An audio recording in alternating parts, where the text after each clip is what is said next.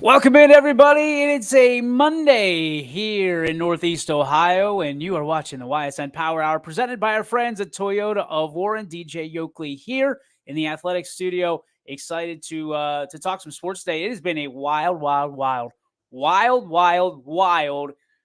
go for this spring. Can we just start there and talk about the craziness that Mother Nature has been able to put forth from snow to a lot, and I mean a lot of rain, putting every spring sport on the back burner, and now everybody's playing catch up, including yours truly, including my lovely wife, who is scheduling games for YSN, our assistant general manager, Mr. Chris Sigler, who is continuing to try to put the pieces of YSN into place so that way we can broadcast these games. And then you look at days that there's like one team playing 7 different teams on the road or at home or whatever, because the schedule is so fluid. It's so fluid from not just day to day, but from hour to hour, from minute to minute, even in some cases. So when you look at kind of what's going on across this area, please bear with us. Please understand that we are doing the absolute best we can. And I'm not trying to grab your attention and grab your sympathy, but what I'm trying to say is for shows like this, it makes it very tough because I don't know where I'm going from day to day. I know where I'm going today. I know that we've got action today because it's a beautiful day out here in Northeast Ohio. According to Storm Tracker 21, it's not going to stay that way for so long, but make hay while the sun shines, boys and girls, because we got baseball tonight. What? We got softball tonight. What? I don't know if we have track tonight, track and field.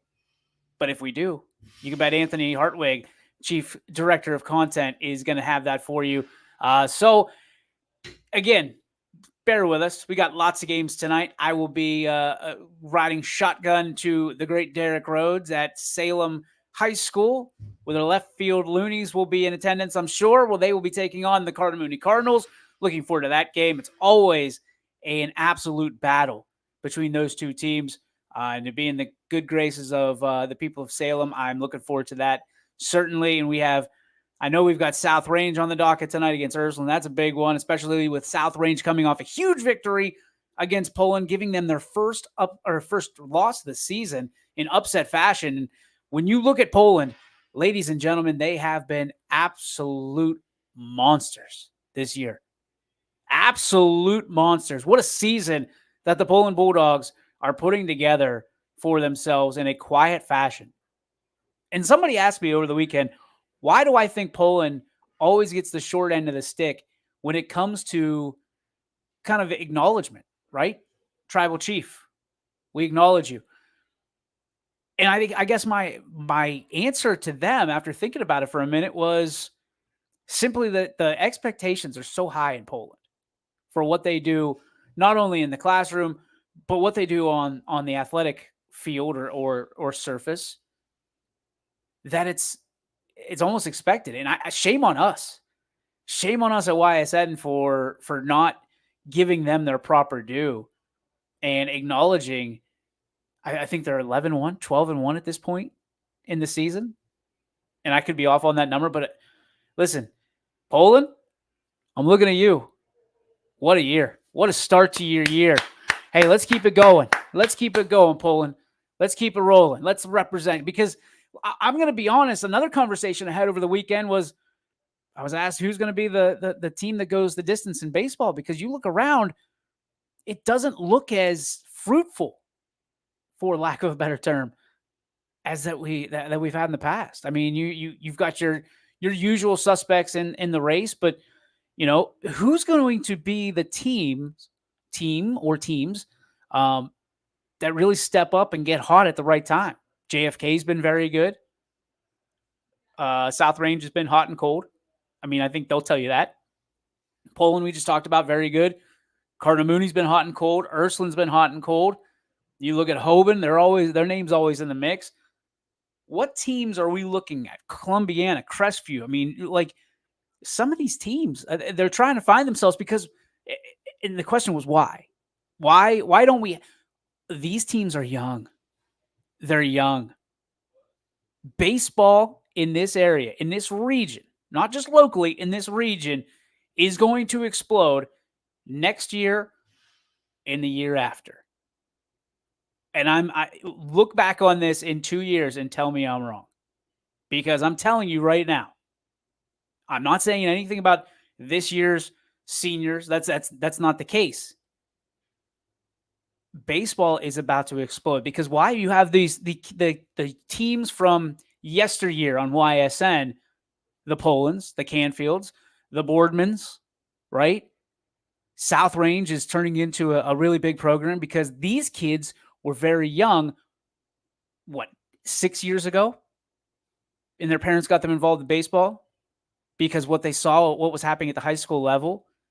And then you build that program down. Jim Hannock did a great job. Brandy Angus doing a wonderful job. The Angus family, for that matter, doing a wonderful job of building this baseball program at South Range. They're doing it in Poland, too. They're doing it in Columbiana. They're doing it in Crestview. All these different places we talk about. I'm telling you, in the next year, maximum 2 years, it's going to be lights out. Boardman is going to be strong.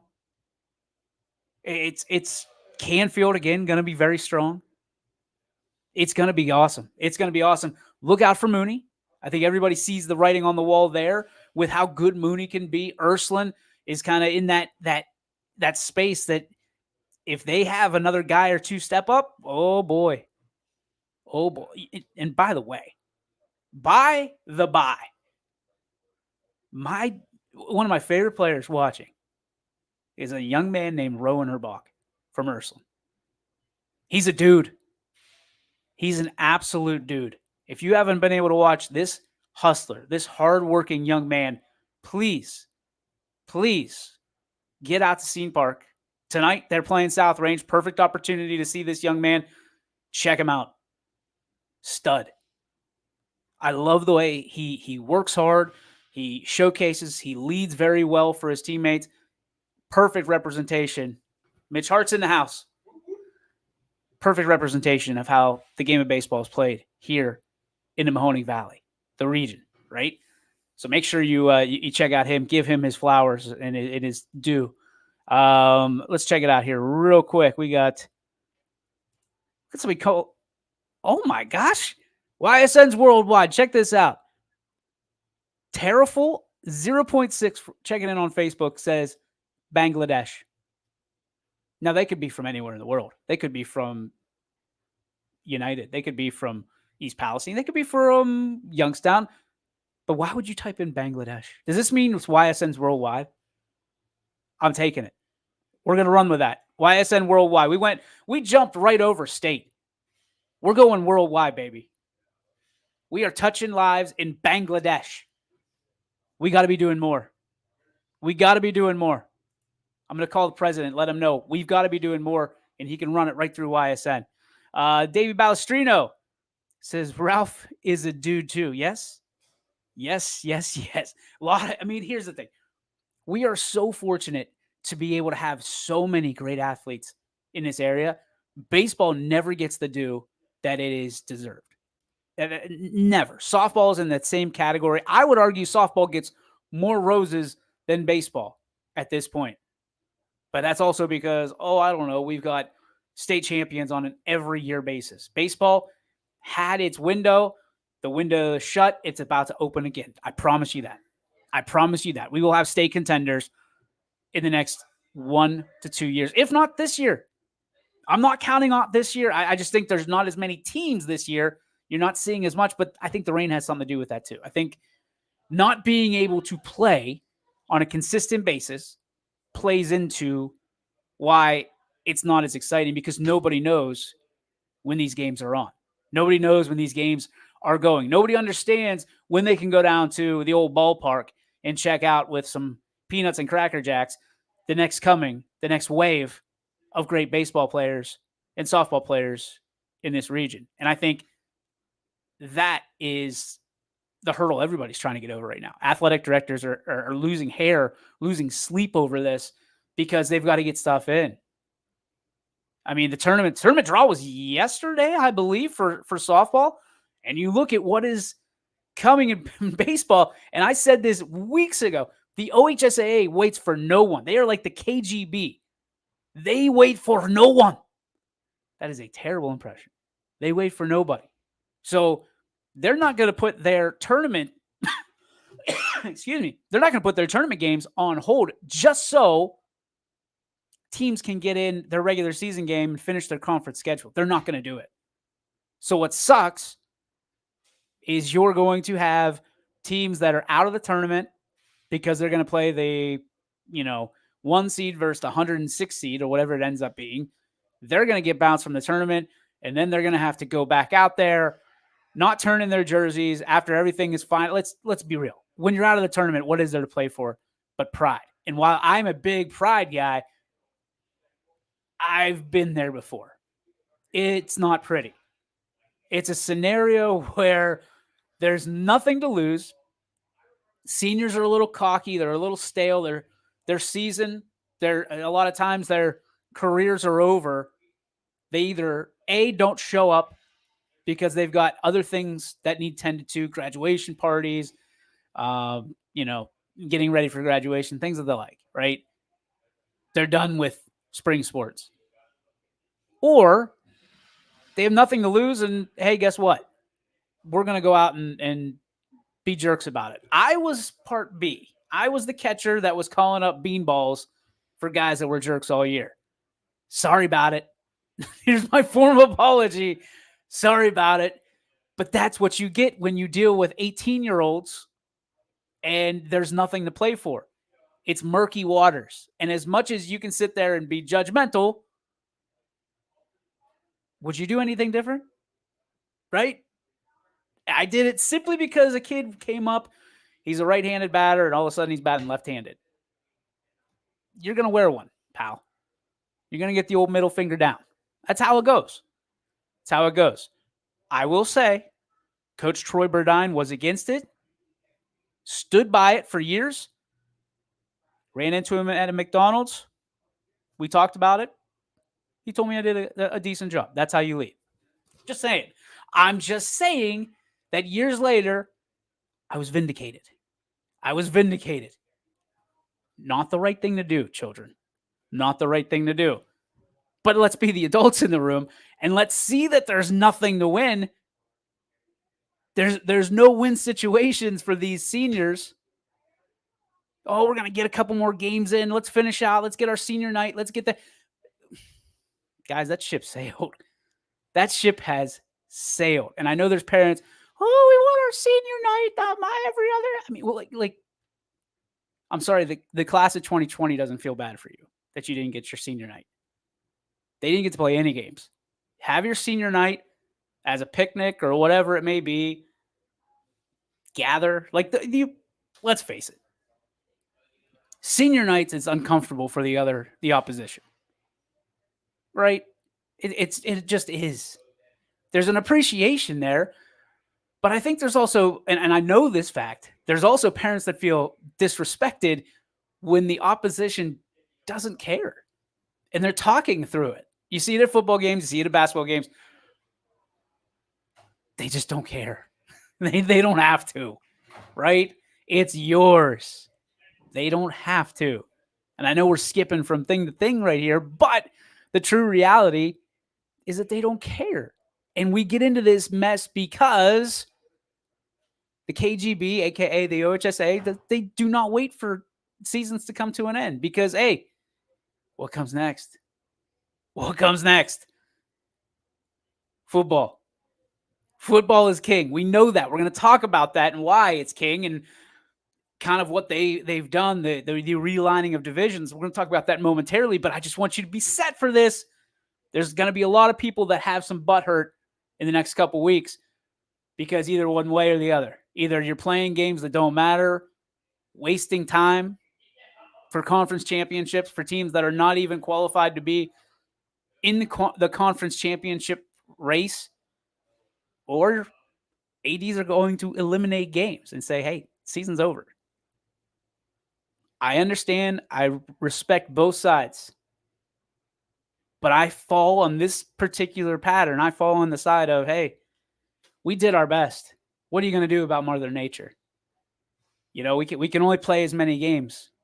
Now, if it's a conference championship, like Team A and Team B are vying for that championship, play it. But if you are playing the 8th best team in the conference and you're the first 2, and that's kind of what seals the deal for the championship, can we just talk it out and take the L? I'm never one for taking forfeits, but I mean, would you even have enough players to play in some scenarios? I highly doubt it. They've checked out. The players will tell you they've checked out. By this time, most seniors have checked out if they have a losing record, because they know usually it's going to be a quick out in the playoffs.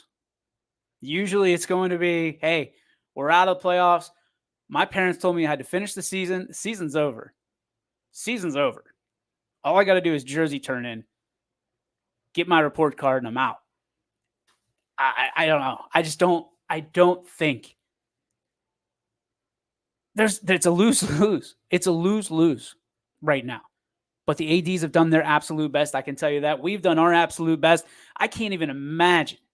Now, I joke with my wife, Sarah, who's our schedule maker, that she's got a job of an athletic director that is 72 times as hard as an athletic director, because she's doing schedules for all of our teams. Whew, man, you talk about a juggling act. The MVP, without a shadow of a doubt, goes to Sarah Oakley. There's not a. I mean, I think anybody at YSN would tell you that, and that includes Anthony and Chris Sigler and Steve Les. Like, they will tell you what she has done to become, in short time, by the way, to take over this job and to really embrace it. She is constantly checking on arbiter and things of that nature. And there's not a whole lot of communication most of the time, because ADs are doing their job. It's not their job necessarily to help us out. We appreciate it when they do. However, we understand when they don't. Frustrating all the same. All right, let's get to the reason we're talking today. And this is something, guys, that I have. Oh, here we go. Hockey refs, no love at all. Or hockey gets no love at all. We do as much as we can, Dave. And I know you're not pointing at us, but it's tough, because I believe the majority of them are club sports, if I'm not mistaken. In club sports, you're right, they don't get any love. You talk about swimming and diving. Sometimes, a lot of times, club sports in communities, in schools, because there's just no funding for it. Club funding does a lot of its own. And we've done Canfield games for hockey. Matt Maher does a great job. He and Jordan knock it out of the park, or out of the rink, whatever you want, out of the barn. But I think that you're right. I think there needs to be more love in hockey. I think there needs to be more love in lacrosse. But here's the problem. There's a handful of people that work at YSN that know the rules. So while it's always humbling to go and do these games, these matches, the parents don't always feel the same. Like, hockey parents, a lot of times, Dave, you can tell me if I'm way off base on this, hockey parents are a little intense, as are swimming and diving parents, as are lacrosse parents. What I can tell you is that when your son or daughter is latched to a sport that doesn't get necessarily as much love as you feel it deserves, they lash out at media and people that are in places of sports and recognition, and it's not pretty. It's not pretty.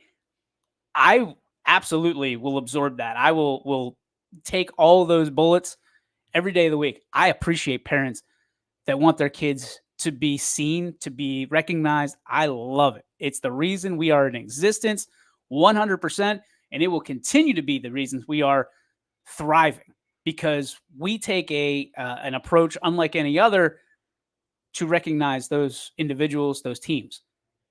That being said, we are still not at full capacity. Like, COVID still hurt us significantly. And football, we don't have nearly as many problems, because it's one game, one night, particularly throughout the week, and it's easy pickings, right? Baseball, softball, not that way. Basketball, not that way. Volleyball, not that. It's the only one like it. In every single sport, every single parent, every single fan wants their sport covered like football. And the goal is to have that. I've talked to Sam Torres. I've talked to our general management staff. I've talked to Anthony. Our goal is to provide that. We just need help getting there. Even if it's not streams, even if it's stories, we want to cover it. So if you can help us, or if you're out there and you're complaining, instead of bringing a wagon full of problems, how about you bring a problem and then you bring a wagon full of solutions? Here's how we can achieve that, and we are up for it. We are here for it, and we are happy to provide that content for your son, daughter, nephew, niece, grandchild, whatever it may be. We're here to help it. I don't want you to think that we're adverse to it. We're not. Whoa, almost fumbled. We don't want to do that. No fumbles. I don't know who that was. Got to hold up the X. We are not adverse to that at all. We are not adverse to stretching our coverage and making it better by any means. I think there are a lot of media that are. They're comfortable. They're set in their ways. They're not going to sniff whatever you're trying to bring. I mean, imagine if, boys volleyball, we've covered boys volleyball. There's a lot of media entities that will not touch it with a 10-foot pole. That ain't us. All right, let's catch up on some comments before we make the shift. Sam's out there. I know he's working hard. A lot of good hockey up your way. Yeah. Sam, he's talking to you, buddy. Lacrosse and hockey have a lot of great support from fan base.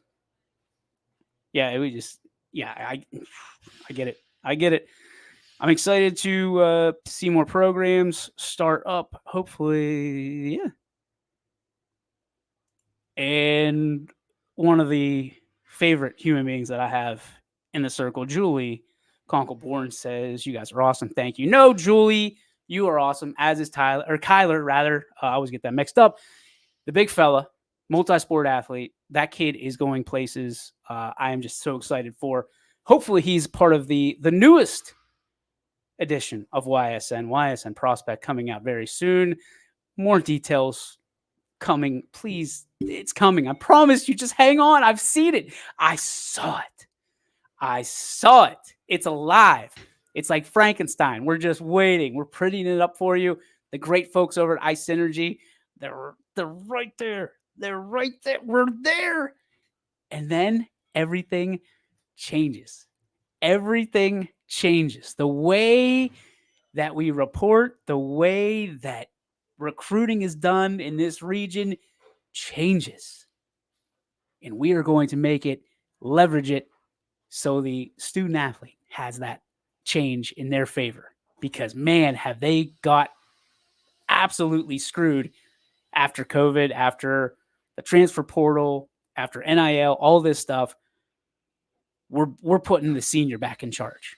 We're putting the senior back in charge. We're going to reconnect you with reality, with these coaches. We're excited for it. So hang on. If you've been waiting, hang on a little longer. I'll be able to give you more insight in about a month.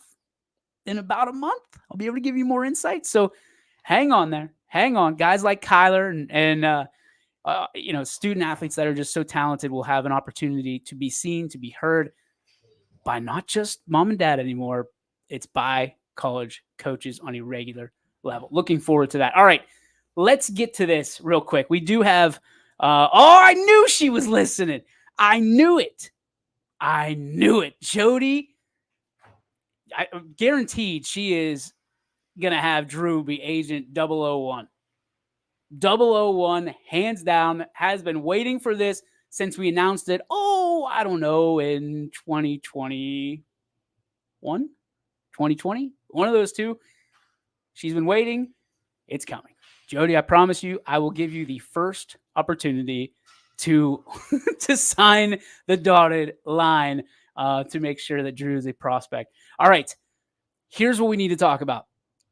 If you go to ysnlive.com right now and you go through a little bit of, because we do put out a significant amount of content, If you go click through it, I think it's on the second page. Sam Torres put out an absolutely unbelievable article that I just got to read. He put it out, I believe, yesterday. No, 2 days ago. Put it out on Saturday. Did an unbelievable job about this, and he took the 10 teams that moved divisions, up, down, whichever way.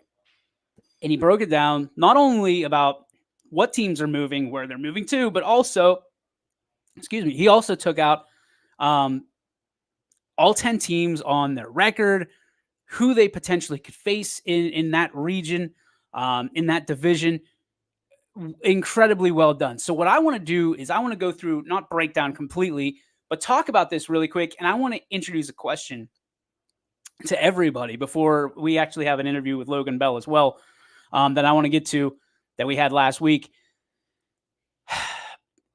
With the movement of the divisions in football and teams going up and down, we have 10 of them. We have 1, 2, 3, 4 moving down and 6 moving up. I want to know from you, who has the toughest path now to success and who has the easier path now that they've moved towards success in their football program? Who will go further in their new division than they would have in their old home? So those teams moving down, Ashtabula, Lakeside, last year they were 4-6. They will transition from Division 2 to Division 3. Region 9, decreased enrollment is going to be the reason for a lot of these. Obviously, it is based on your enrollment, in case you don't know. But so Ashtabula, Lakeside goes from 2 to 3 after a 4-6 record. I think that's a good thing for them. Sam thinks that's a bad thing for them, based on who is in Division 3. The Girard Indians, very familiar with them, one of the original 8 here on YSN.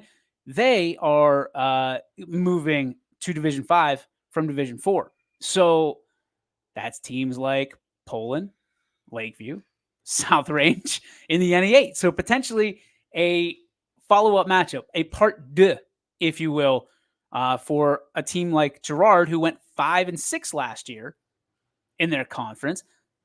A lot of question marks around Girard this year. What they're going to look like, who's going to be in uniform, that is all TBD. We'll keep you up to date on that whenever we get that information, and obviously as rosters are released. This one was surprising to a lot of people. The Poland Bulldogs last year going 10-2, moving down to Division 5. A lot of people in Poland like this. A lot of people in Poland love this. So you look at what's going on. The Bulldogs shifting from Division 4, Region 13 to Division 5, Region 17. And again, could potentially set up another matchup with teams like South Range, like Garfield, Harrison Central. And again, Girard and Lakeview are all lurking in the shadows. I would sign up for for South Range and Poland twice a year. I would sign up for that right now, and I would write my name down twice and be ripped for election interference or whatever you want to call it. I would be in for that wholeheartedly. To see those two teams play, the brand of football that they play, the way that we've seen it go in the last 7 years, seeing these two teams play, and it's always going down to the wire seemingly, I'll take that. I'll take that absolutely, with everything on the line. No matter what you do in the regular season, you roll it over. The NE8 champions, you typically, those two, right? Typically South Range, if history serves. Poland takes offense to that, right? They never get a chance for redemption. Here you go. Here you go. All right. Finally, moving down, the East Palestine Bulldogs, my alma mater. Last year, 2-8. Due to decreased enrollment, Bulldogs moved down to Division 7 from Region 25. Now, a lot of people were nervous because, oh man, Springfield's right there. Springfield is the king, right? Everybody looks at, and I don't disagree with that one iota, except for you look down the old list. Springfield, ladies and gentlemen, they moved up. So what does East Palestine have in their way? Louisville, Danville, Western Reserve, Toronto, Lisbon, Southern, Latonia, Wellsville, and some team named Warren JFK. I think this is a much more challenging early playoff push for the Bulldogs had it been D6. Everybody's going to say, look, Valley Christian, Kirtland, you probably aren't hitting those two teams very early. If you have a successful season enough to get into the playoffs, you're probably not hitting a Kirtland on the early going. But you never know. I mean, I'm sure the East Palestine's probably ecstatic about D7. I'm happy for them. I think that's where they need to be right now. Obviously with their numbers. But we're still, I mean, you still get the redemption tour with Lisbon, Southern, Latonia, Wellsville, but they get the redemption tour too. They still get part two. Latonia is going to be a tough push into the playoffs, right? I still think that I felt they were close last year from a standpoint of figuring things out, not necessarily the playoffs, but figuring things out. I'm interested to see what the new regime or the new old regime coming back for Latonia. What's going to happen? What is going to happen? But East Palestine down to D7, and that's big news in Bulldog country. All right, moving up, you've got the Conneaut Spartans, 2023 record 5-5. So even there, they're going from Division 4 to Division 5. You look at that. No, they go up to Division 4 from Division 5. That's the way it was. Okay, I knew I was missing something. All right, now you look at what is waiting for them in the CVC, those people familiar with it most. You've got Edgewood and Jefferson waiting for you in Division 4. Not something that Conneaut is necessarily adverse to. Very familiar, if memory serves me well, which it never does. But Sam tells me that these guys are not unfamiliar with each other and could potentially, once again, set up an opportunity. But when you look at Division 4, it's tough, guys. It's tough. It's tough. Coach Giddens got a lock on everything. Coach Giddens got a lock on D4 right now until someone says otherwise. All right, here's the other one. We're going to skim over this one in case. Perry Pirates, 2023 record 15-0, Division 5 state champion, and the OHSAA says, nope. Fresh off the historic undefeated season, Division 5 state championship, Pirates will move to Division 4, Region 13, competing against successful teams Akron Buchtel, Cardinal Mooney, Menor Lake Catholic, and they'll meet CVC conference mates in way of Conneaut, Edgewood, Jefferson, and West Geauga. I don't think that there's anybody celebrating more than South Range and the teams that just joined Division 5. I'm not taking anything away. I'm not saying any of those teams would run. I'm just saying Perry didn't lose anything or not much. And I know I've been on record of saying that when South Range lost to Kirtland at least once, probably a couple times, they probably, most likely, are in the state championship game, if not bringing home a state championship trophy. This could be another scenario because Kirtland stay in D6 and Perry moves up to D4. The gates are open. What wild Mustang is going to run through the turnstiles and get to the finish line?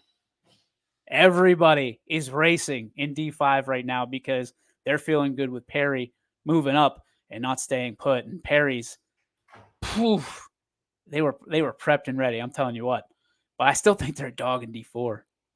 I still think that they might have something to say about that D4 regional championship. We will see. Louisville, last year they were 1-9. With increased enrollment, the Leopards will transition from D3 to D2, Region 5, competing against annual playoff contenders like Akron Hoban, as well as Austin Town Fitch. They got tough competition. Louisville, they are building something down there. I can tell you that. They are building something. But, man, moving up does not help them. Does not help their what I think is a very competitive D2. Always with Hoban and Fitch and teams like that, and at Boardman. Youngstown East Golden Bears, last year 3-7, moving up from D4 to D3. Golden Bears join arguably the most challenging region in the state, competing against fellow SVC members like Ursuline and Cheney. Tough break for the Golden Bears. Crestview Rebels, they move up to Division 5. They were there a few years ago, if you remember correctly, always seemingly playing South Range for I don't know, to get to wherever they were going. The Rebels, under new leadership, they've got a slew. I mean, they're building a new school. They've got a lot of stuff going for them right now. Moving up from D6 to D5, I don't think is going to be a problem per se for them. I think it's going to get them into a lot of conversations where they need to be, and in these backroom conversations where they want to be from that standpoint. I'm interested to see how things shake out for the Crestview Rebels over the next few years, not just in football, but from the enrollment standpoint. We'll just leave it there. I'm interested. I'm very interested because this might not be the last move you see from the Crestview Rebels over the next couple of years, and there's a lot of talent coming up that pipeline. Just wait and see. Finally, the Springfield Tigers last year, 7-5, moving from Division 7, Region 25 to Division 6, Region 21. Tigers enter a division they know very well. They've been in the state championship game in D6 twice. So I think D6, they're not, again, not adverse to moving down. Division 7, obviously, we thought that we would hear a lot more noise from Springfield. I think they thought they would too.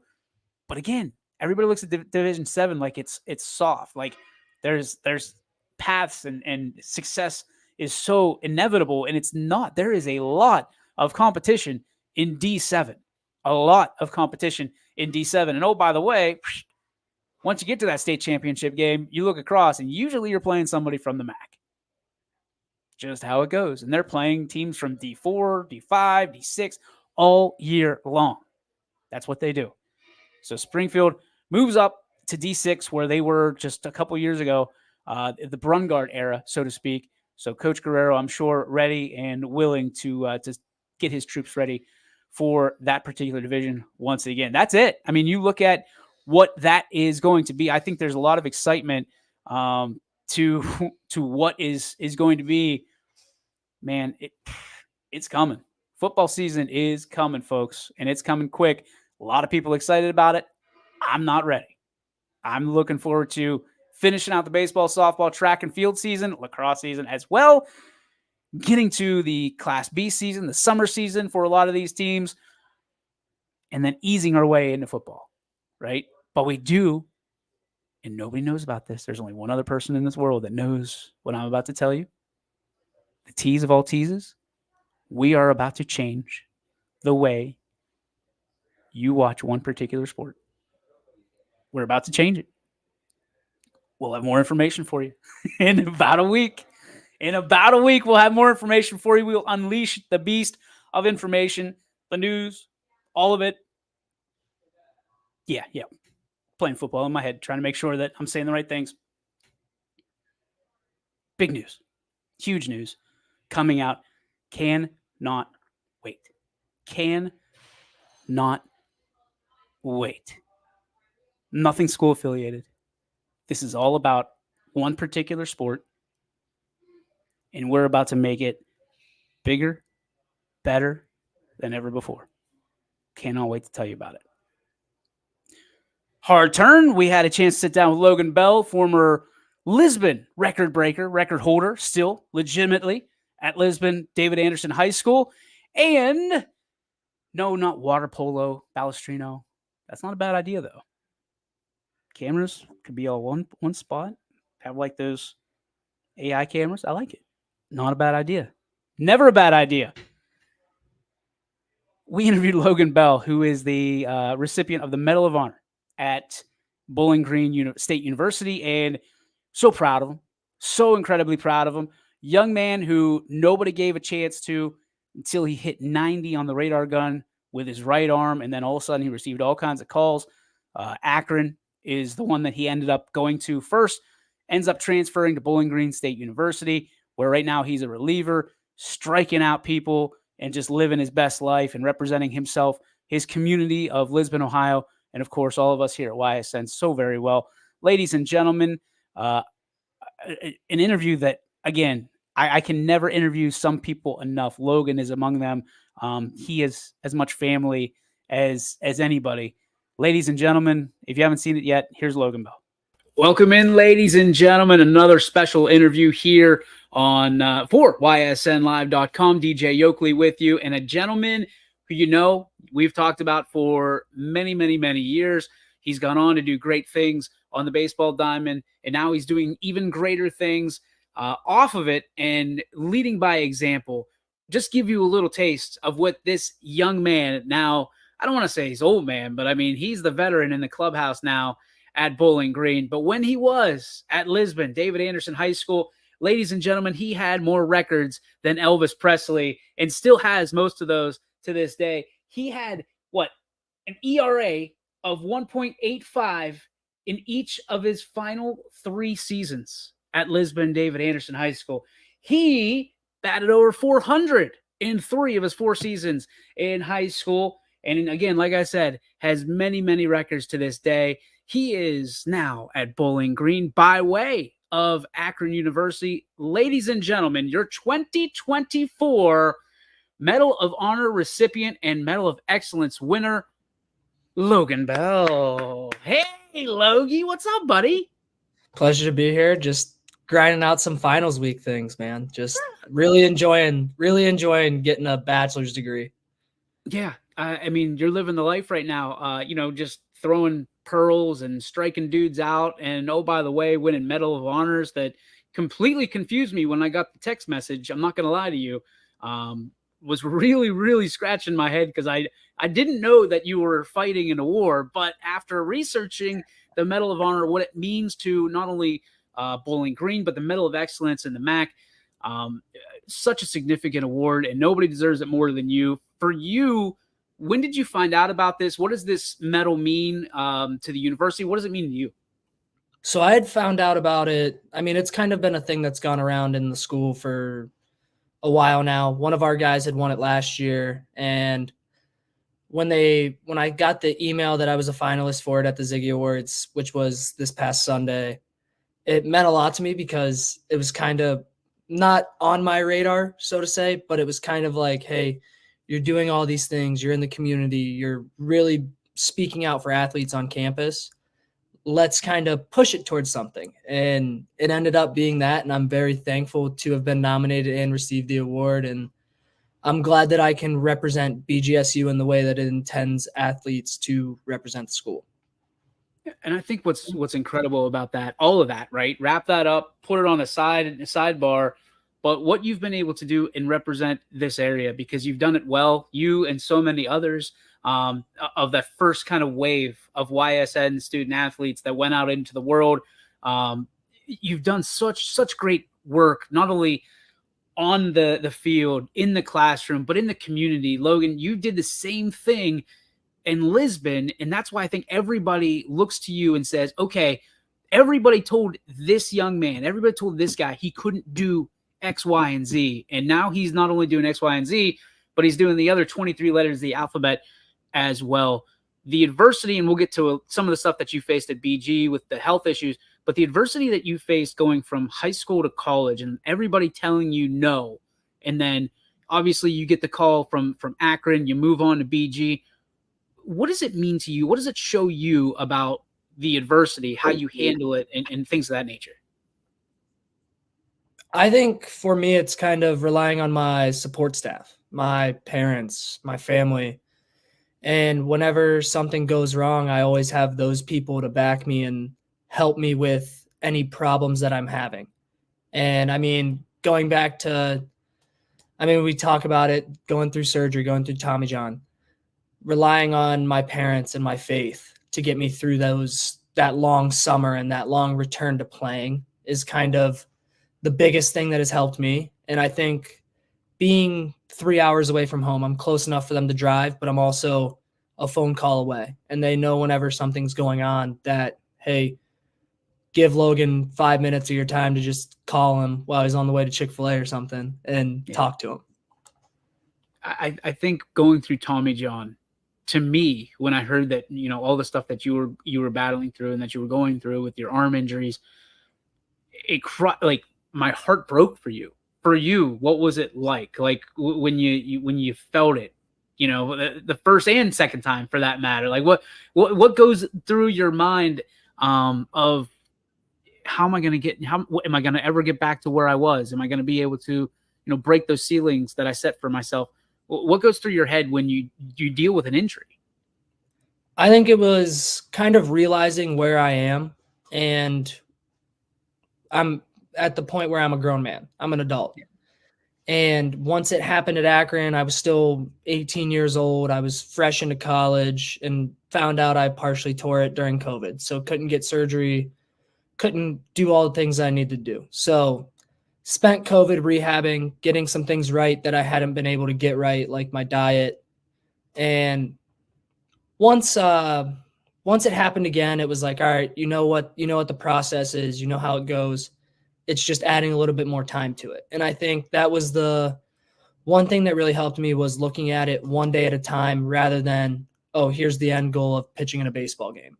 It was, how can I do this rep of this exercise and physical therapy today to the best of my ability? And I think that's kind of pushed me to think that way about every rep of every minute of every day. I think one of the things that I admire about you most is as good as you are on the field, all these records, legitimate records, all these unbelievable things that you've been able to do on the field and off the field, you never take credit for it. You've always been, to me, the consummate professional and the ultimate teammate, because you're always giving credit where credit is due, which is when you were a quarterback, it was your linemen and your backs and your receivers and all that stuff. When you're a pitcher, it was your offense and your defense behind you. When you played basketball and you didn't necessarily want the ball even. You just wanted to be part of that culture. You do it at college, which is a huge jump. People think, and for you have the experience, so you can tell me if I'm wrong, but as a D3 baseball player, I thought that the jump from high school sports to college sports was going to be like that. Easy, turn on the switch and go. What were some of those things, maybe on the field, obviously, but in the classroom, time management, but ultimately as a teammate, that you had to make those adjustments and realize that you almost had to like step off one ladder that you were at the top of and start at the bottom of another? Yeah, honestly, the easiest way to put it is, think about how athletics were your freshman year in high school. Well, for me, I was 14 years old as a freshman playing against 18-year-olds that we thought were grown men at the time. Yeah. And then you get to college as an 18-year-old freshman who excelled in the classroom and was able to handle stuff off the field by yourself, but you also had your parents with you, so there wasn't any outside distractions. And then you get to college and it's, hey, there's all this stuff going on. You got to balance your social life, being able to hang out with other people, being able to enjoy being in college with your friends and with your teammates and with other athletes, along with the fact of, hey, every day is you got to get better and make a name for yourself while you're also competing against these 21, 22-year-old actual grown men as a 26-year-olds 17-year-old. because of COVID. Yeah. Yeah. Hey. You got the short end of the straw, man. I'm sorry. Like, that's your whole generation has had a rough go at it when it comes to who you're playing, because you're playing some grown dudes, throughout because of the whole COVID thing. But for me, it was kind of a blessing in disguise because I was young for my grade, and it kind of pushed me back into like an idea of reclassifying, but it wasn't a full, like, I didn't have to go through high school again or get held back when I was younger. COVID happened and I was now 19 as a freshman. Glass is always half full for you, man. I love it. Yeah. And it never, ever goes away, which is kind of leads to our next question. We talked about the teammate side of things. I mean, I remember distinctly when you were a PO on Pletch's team, you showed up every day, which isn't something that everybody did. And you do that. I mean, you were always engaged. The one picture that will always stand out to me, I think we used it the last time we did an interview, was you on the top step of the dugout, and you were shouting, celebrating, or cheering for your teammates. You've always been that guy. Where did you learn that, and how is that kept along this entire time, and not just been like, hey, at some point it's got to be about me? I think I kind of grew up with the idea of being selfless, and at the end of the day, that's kind of the thing where we're at right now as a team here at BG. Is it's not about my accomplishments, it's about the team's accomplishments. And I think that's been the thing that's really pushed us forward, especially when you're 17-1 in MAC play and you got to take a step back after losing your first MAC game and be like, hey, the streak's over. We don't have to deal with it. It's over. You lost. Whatever. Move on to the next game. You play another. It's baseball. You're going to get another opportunity to play baseball. And I think that's the fun thing, is being able to look at guys that you've grown up with or you've spent 4 years here with, and they get their opportunity, and they not finally, but they put their best foot out there, and they succeed. And it makes being a teammate the most enjoyable thing in the world, because you know how much work they put in. You're right next to them every day. You were right next to them in September at 7:00 in the morning running a mile. Like, there's so many things that go into it for us, is that willing to continue to win and continue to stay healthy and continue to play baseball at the high level we are. If we can get to the MAC tournament and dogpile at the MAC tournament, it makes everything worth it. And that's what every win every day means to us. It puts that sacrifice that you were able to put away during those tough days in August, those tough days in September, and even December when you're home for a month out of the year, sacrificing, hey, this is my baseball time every day. Nobody is going to talk to me when I'm at baseball. And I think that's kind of the one thing that we've done as a group, and Coach Alex instilled in us, is that it's about the team. It's not about personal goals. No, I love that. I think that's team first mentality. I think that isn't something that you necessarily needed to learn. And you've become, like I said before, a veteran in the clubhouse, a guy that leads by example. So you guys, obviously, you just mentioned it, 17-1, just suffer your first loss in MAC action. When you're looking at a situation over the last few years, as you guys have obviously grown up to this point. I mean, you're a team that could barely string wins together. I mean that with all due respect. And now here you are talking about the possibility of dogpiling up at the MAC tournament. What changed? What is it? The mentality? Is it the growth? Is it the leadership? What changed that you guys went from just trying to win a few games in the season and be respectable to now you're a force to be reckoned with?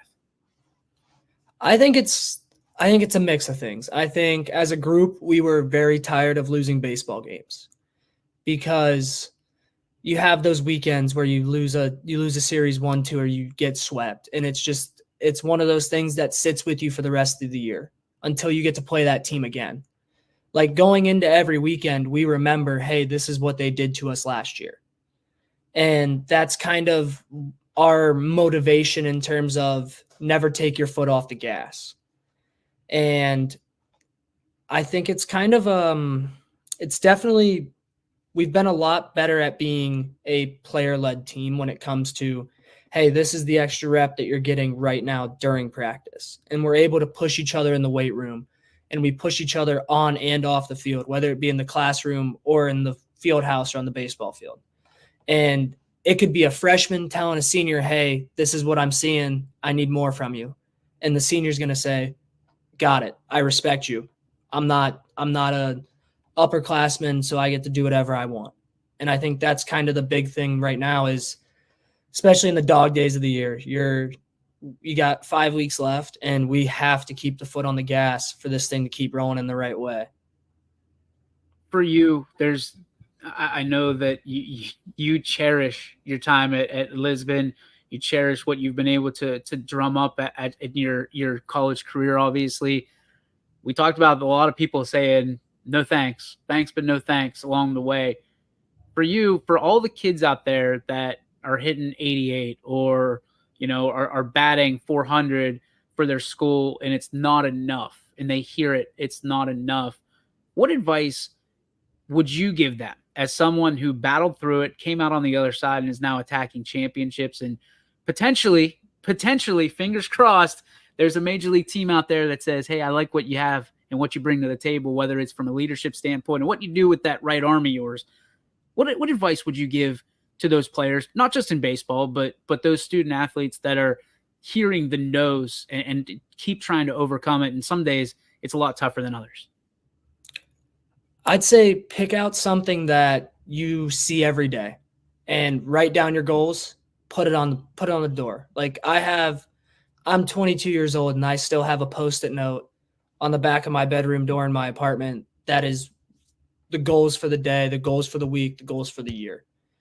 And I remember my senior year of high school, that was the thing that I had. I had a screensaver for a full year on my phone that was a radar gun that said 90. And that was what I chased every day. Whenever I looked at that phone, whenever I made a decision, whenever I went to bed, it was, this is the goal. You're going to get to this goal. And I think you got to also be able to accept the criticism. If a coach has something that he says that he sees, accept it. If it's going to help you and make you better, turn it into something positive. You don't need to take every criticism personally. Yeah. Like, it's not going to be something, they're not doing it because they don't like you. They're doing it because they think it's something that you need to improve on and it can help you down the road.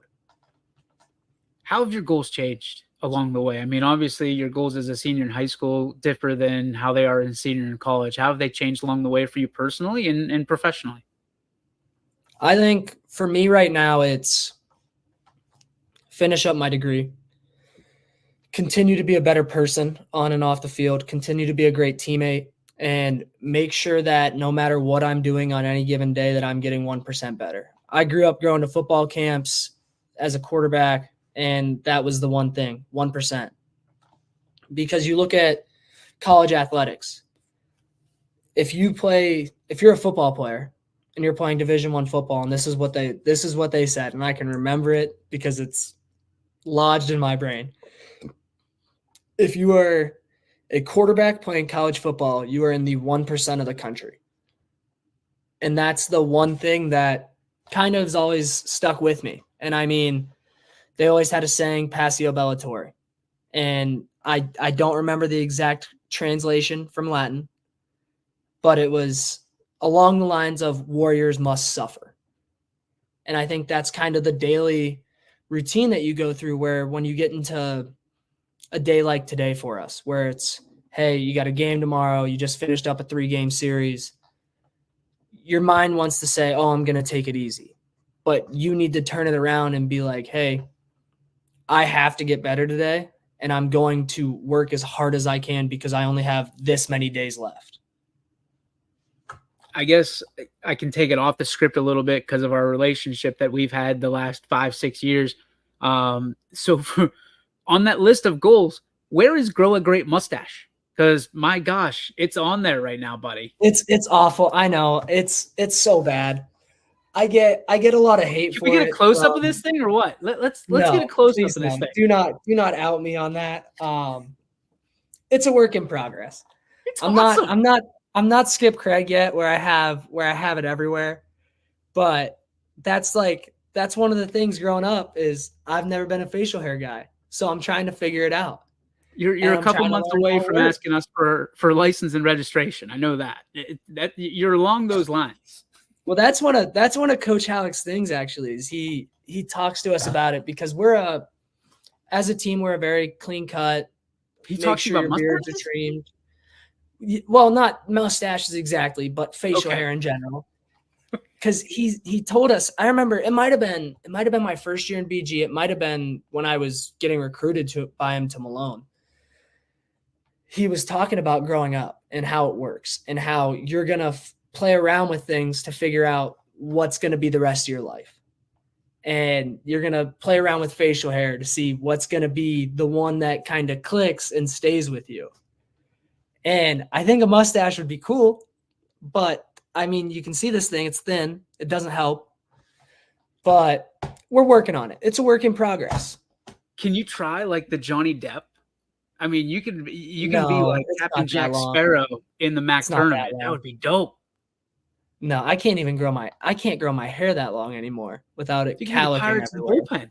Dude, you could be the guy, the pirate of the bullpen. You come out, you're a swashbuckler, you have a whole thing. We could WWE this thing and make I'll dye it. I'll bleach it if I have to. I'll do bleach whatever your I got to mustache. do. Bleach I'll your bleach it. mustache. I'll bleach the hair, dye Oh, the your mustache hair. black, whatever I got to do. Oh Hey, man, I think I'm we went a down a road. superstition guy, so if something's working, we're gonna keep with it. Like I've gone through shaving everything on the face, not shaving for a couple weeks, just letting everything grow out, looking Amish for a very long time, and then shaving You can't everything grow a again. beard. You can't grow a No, beard. no. When we were at Xavier after the Sunday game, so my parents or after the Saturday game, so my parents and I always take a picture at our weekend series. It's kind of our thing. We're taking the picture, and mom's holding the camera, and she looks at me and goes, "Hey, there's no hair growing right here." And I'm like, you're really gonna bring that up now? Like, but it's kind of the progression I've got. Like one of our other parents, when we were at the dinner that weekend, looked at me and we're like, "Hey, they stopped selling razors in Bowling Green." Yeah, it was a good one. It was a good enough one that I came home and shaved when we got back. Listen, I'm proud of you. I'm proud of you because the mustaches are the thing right now. I'm not brave enough to take on a mustache. Like my dad had a mustache. I can't just stop there. Like I'm beard. See, that's the great thing. I have Charles Bell. You do. He'll do anything to his face with his hair. Like, I mean, my senior year of high school for senior night of baseball, he had a full mustache and shaved everything else. Granted, and the mullet mom wanted to fight him over it. Where was the mullet? The mullet was. So that was him trying to grow his hair out. That wasn't he wasn't trying to do a mullet. It just happened because he couldn't get past the sides. But he lost a bet to, I think it was it was like the group of seniors like Colin Sweeney, David Toot, Jake Liberati. Yes, okay. Or it might have been Josh Liberati and those guys. But the bet was, hey, if we make the playoffs, you got to grow your hair out. Because that was kind of the phase that happened my freshman, sophomore year of high school was everybody grew their hair out. Yep. And then he grew it out and kept it long for a very long time. And has kind of started to cut it down and work back to now how he looks like freaking James Bond, man. He dashing. I don't know how he does it. Like I had a picture of him from when he was at Newcomerstown and like his senior year football picture where he had like the flow on the sides. He looked like a hockey player. Like he had the flow. It was unbelievable how he did it. And then like I had him as a dad growing up, bald head all the time. He just shaved his head every day. So that was what I had. So I didn't know that was a thing. He just reinvents himself. That's how he does it. Yeah, I don't know how he does it. He's the CB. That's who he is. He's the wild man. He's the wild card. You never know what you're gonna get. Know what you're gonna get. For you, just kind of wrapping things up, because we've gone way off the script, but I'm okay with that because we can show off some of our relationship. That's cool. For you, what do you want to see out of yourself this year and potentially next year, if you don't go by way of the draft? I mean, what things do you have kind of to check off your bucket list to finish things off for you? I think definitely for me, winning a MAC championship would be at the top of the list because it's one thing that would be so much fun to enjoy with a group of guys as a collective that in 20 years, I can come back to Bowling Green with the other 34 guys on this team and be like, hey, you remember when we did this? You remember when we won this game? Like remembering all those moments. And I think it would be really cool to become obviously a draft prospect, obviously make my way into professional baseball of some kind and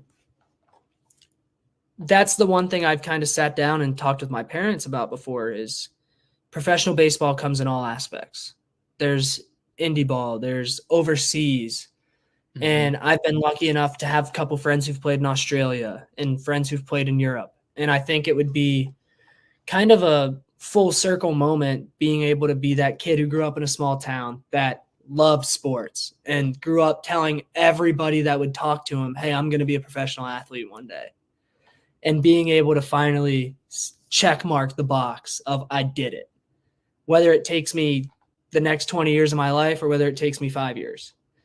And I think that would just be the one thing for me going through life that would kind of not complete it, but definitely put that check mark that says, hey, I was able to accomplish what I told everybody I was going to accomplish. So potentially, like, we're not talking about a year. We're talking about another stretch. Like, you're going to Yammer Yager this thing. You're like going to go over and play in Russia. Maybe not Russia, but I was told that as long as I can figure out how to financially support myself, I can pursue whatever I want, whenever I want to. So I plan on pursuing college baseball until they tell me, hey, you're 35 years, pursuing professional baseball until they look at me and say, hey, buddy, you're expired. The milk carton is way too gone. That mustache will be full by then. Shoot, maybe not. Full. Who knows? Who knows? It might not be.